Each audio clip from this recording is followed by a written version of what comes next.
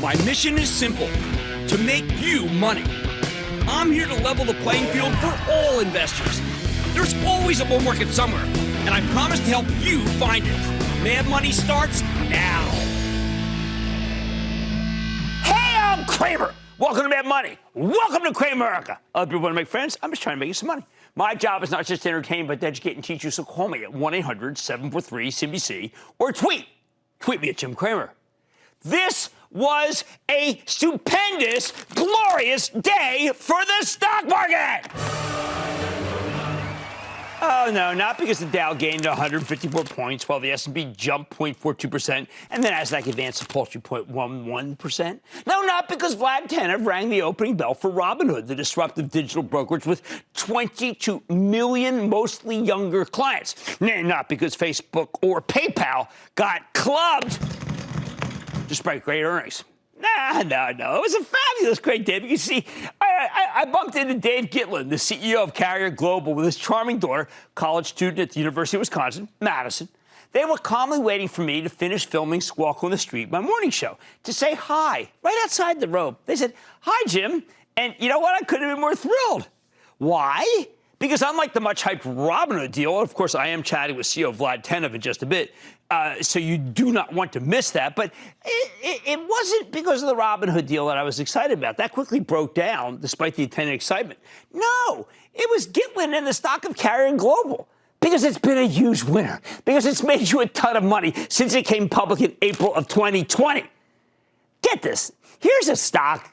It started trading at $13 and change back then, and today it jumped to a new all-time high of $54 in the wake of another terrific quarter and one of the biggest surprises of the year. See, this heating, ventilation, I know, you hear that, right? Air conditioning company gave you tremendous sales and a monster earnings beat. Yes, with all of the attendant excitement of the Robinhood revolution, I come to praise not folly, but wisdom. Boring, pedestrian wisdom. For those of you who don't remember, Carrier was spun off when the old United Technologies broke itself up and merged with the remaining aerospace business with Raytheon. Carrier got a major boost thanks to the pandemic because COVID forced us to upgrade our air infiltration infrastructure. However, this huge upside surprise, coupled with gigantic buyback of the way, belonged to Dave Gitlin and his quiet team. And that's why I told his daughter, "You should be so proud of the way your dad made so much money for investors. $13 to $54 in just 16 months? Well, that's why we do the show. That's what this is about." Now, don't get me wrong. I'm not trying to take away anything from the story du jour, the Robinhood IPO. I think CEO Vlad Tenev, and I can't wait to speak to him, has created an incredible company. I've felt that way. I was the first one on CBC to talk about it. It's one that makes it much easier for regular people to participate in the stock market. I wish they participated in the carriers, though. They're now also giving you a chance to participate in their business, and they gave many shares to their clients. But the deal, well, in retrospect, priced too high in an environment that's already oversaturated with IPOs. So then why am I so focused on this Carrier thing? Well, let me explain. See, Carrier represents a metaphor.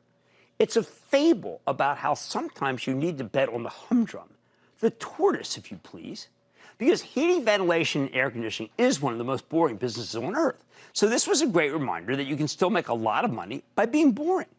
The most exciting thing that happened to Carrier this year is that they helped provide refrigeration for vaccines, and that's fine by me. See, unlike Robinhood, Carrier is deliciously not sexy. It hasn't brought anyone new into the stock market. It's not a mind-bending company like Robinhood. It's a metal-bending company. It's now laser-focused on heating and air conditioning with a pretty low profile since the United Technologies breakup. But you've probably walked by a Carrier machine thousands of times and never even thought twice about it. We had a Carrier air conditioner I didn't even know. And you know what? You could have bought this terrific stock for a song. 6 times earnings, not sales, earnings. Versus something like Robinhood that trades at an astronomical 25 times sales. Is there any reason why the stock didn't break down with that? I think companies like Carrier represent what you should be thinking about. They represent incredible value, especially now that it looks like the Congress is about to agree on $1 trillion infrastructure bill at a time when we've already got 6% GDP growth. By the way, same goes for similarly cheap cyclicals. You need a Nucor in your portfolio. That's a best-of-breed steelmaker. And look, these stocks aren't exactly rarities. You know people have to eat, right? You know there'd be a famine without farm equipment. So why not buy the stock of AGCO, the number 2 maker of farm equipment, which has gone from $40 when we first told you to buy it to $130 in the last year and a half without ever becoming expensive? Combine's too boring? Again, fine with me. That's why we'll listen to AGCO tonight. Now that the masks are off, at least in some places, although Zoom is still crushing it, I think we're about to see a boom in anything that helps you look good. For example, my daughter didn't like how her teeth looked, even as I thought they were perfect. Dentist told me, tell her to get Invisalign, made by Align Technology. I wanted to have them on the show tonight, but the show just got too jammed. It lines up the most in the S&P 500 with a popular product that's literally hidden in plain sight. You see it more than you even see a Carrier air conditioner. What else? Look, I love tech. We wouldn't have created the term FANG on Mad Money. Facebook, Amazon, Netflix, and Google, and then added an extra A when it became clear that Apple belonged in the acronym too. Now, these days, everybody, what do? They don't tell you to buy FANG. They write obituaries for FANG. Easy way to be a contrarian. Hey, guess what? Get ready for many obituaries tomorrow. Why? Because Amazon missed earnings estimates and gave a disappointing forecast this evening. What will happen tomorrow in the obituary? It will say it was killed by the Great Reopening, which caused people to go back to their old brick-and-mortar ways. Get ready. Look at that. I just wrote tomorrow's paper. I just did a whole show. Of course, I feel the pain of everyone who got burned in tech and fintech today. I felt the slings and arrows of Facebook and PayPal. Facebook's management once again lowered the boom on you, talking about rapid deceleration in growth going forward. I thought they were too dire. Meanwhile, PayPal CEO Dan Schulman spent way too much time talking about how the long-awaited full separation from its former parent eBay will hurt earnings. This is one of the least revelatory surprises ever, yet the stock still got hammered. Frankly, I think both Facebook and PayPal are simply practicing UPOD here. Under-promise and over-deliver. Sure, this time will be different. No, it'll be the same. And that's why I will tell you later in the show why you have to buy those two stocks. Now, look, there are things that are just, that do trump Carrier. I mean, a straight-out blowout, like Advanced Micro Devices, which had yet another banner session, this time because the company's acquiring the Dowdy Xilinx, which reported tremendous earnings. The two together could be unassailable, which is why I still like AMD, even though it was up again over 100. Now, I can't wait to hear Vlad Tenev reflection on Robinhood's debut and the novel offering where he allotted millions of shares to his clients.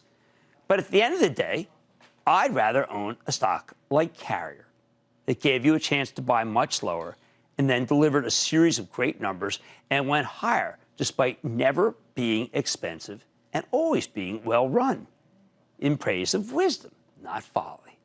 The bottom line, we spend a lot of time focused on exciting companies, and that's part of my job, right? But you know what? It's often easier to make good money from boring companies. Boring companies like Carrier. Don't miss a second of Mad Money. Follow @Jim Cramer on Twitter. Have a question? Tweet Cramer. #MadTweets. Send Jim an email to madmoney@cnbc.com or give us a call at 1-800-743-CNBC. Miss something? Head to madmoney.cnbc.com. Shepard Smith here. Thanks for watching CNBC on YouTube.